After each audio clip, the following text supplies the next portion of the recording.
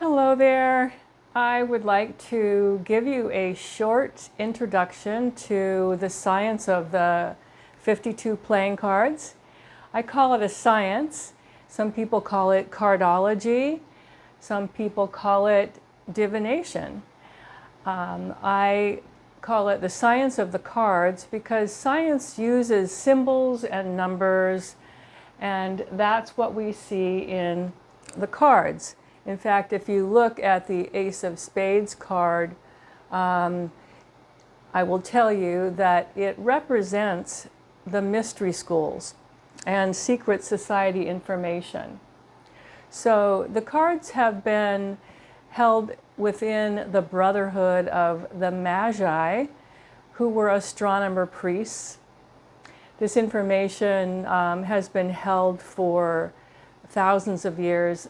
Some of the stories say that the cards originated in Atlantis.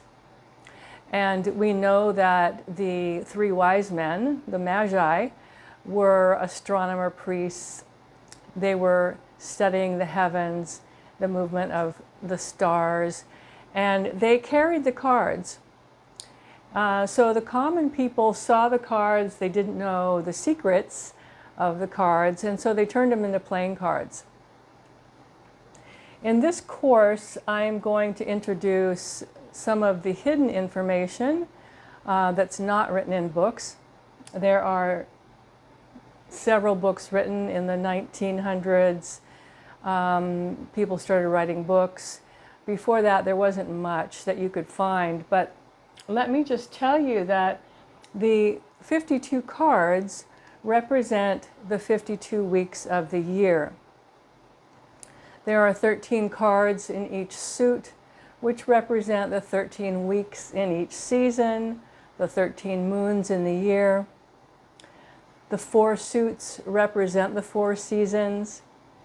And if you add the value of the cards from Ace of Hearts to the King of Spades, if you add all the value, that the hearts being 1 and the kings being 52, then you get 364. And when we add the Joker, we get 365, as in days of the year. So there are many associations. The 4 suits, as I mentioned, represent the 4 seasons. And so ancient peoples were studying signs and symbols around them. They were following the stars and the planets. There are 52 7-day periods that we look at in our personal year when we do yearly readings with the cards. So 5 and 2 is 7. There's 7 days in the week, 7 visible planets, and the associations go on and on. So I would like to say that we're going to cover a lot of information in this course. Today I want to start with a simple mathematical equation, which is how we determine your birth card. Everyone has a birth card. You could say that the cards represent a yearly calendar. Every day has a value. Every card has a solar value, and that's why we call it your birth card or your sun card. You also have a planetary ruling card, which we'll talk about in the next class. And those 2 cards and your karma cards are determined from these 2 spreads. If you look at what's here, we have a past life spiritual spread. This natural order is arranged from Ace of Hearts all the way down up to King of Spades. So it's hearts, clubs, diamonds, and spades. That's a natural order. The hearts represent spring, clubs represent summer, diamonds represent fall, and the spades represent winter. There are other associations that I will tell you about as we dive into the meaning of your personal cards. This arrangement of the cards is the first shuffle. There's a very specific way of shuffling the cards. It's called a quadration, and I will tell you about that.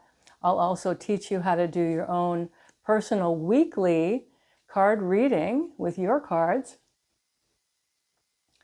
And I'm going to show you how to use these two charts to understand relationship connections and business connections. There is so much information here and more that I will be sharing with you. So grab a piece of paper and a pencil. We're going to be doing a little bit of math.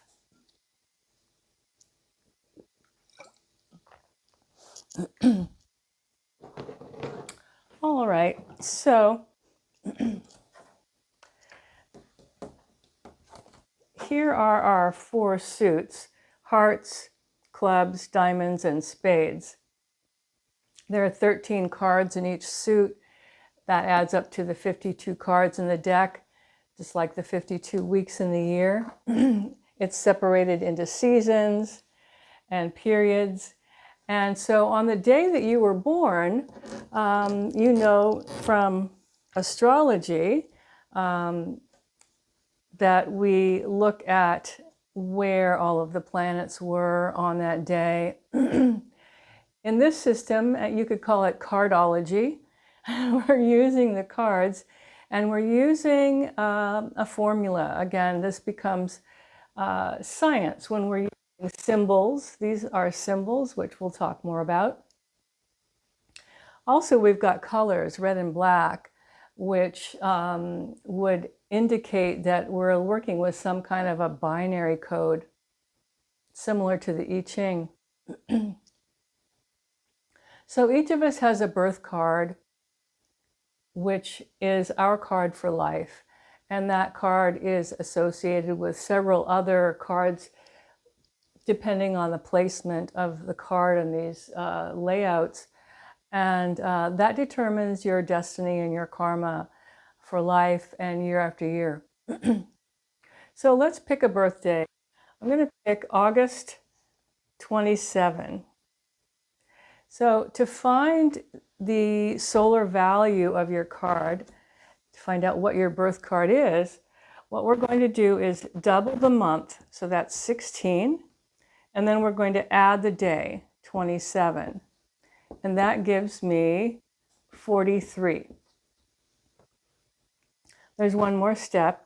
We're going to use a prime number, and that's 55. And we're going to subtract this number, 43, from 55 to give us the solar value.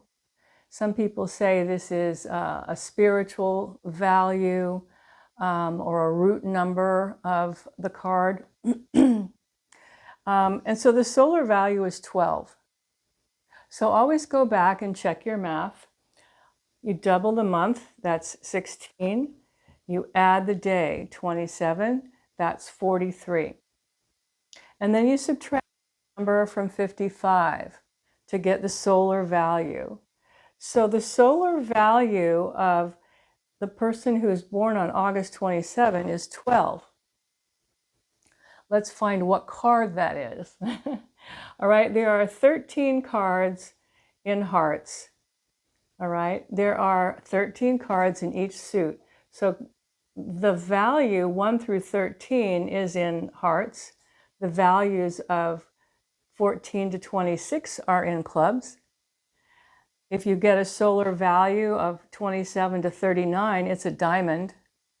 And if you get the solar value of 40 to 52, and 52 is the king of spades. So we've gone from ace of hearts to king of spades. So we know if you get a value in here that your card is a spade. All right, so where is 12? 12 is actually the queen of hearts. All right, the king of hearts would be 13. All right, I hope that makes sense. Let's do another one. I can find my eraser. I just need one more hand. All right. Now, there are lots of birthdays throughout the year. Well, not a whole lot, but there are several other birthdays throughout the year that will give you the solar value of 12, the Queen of Hearts. So the only birthday that has one birth date is December 30, which is Ace of Hearts, and then the Joker is December 31st.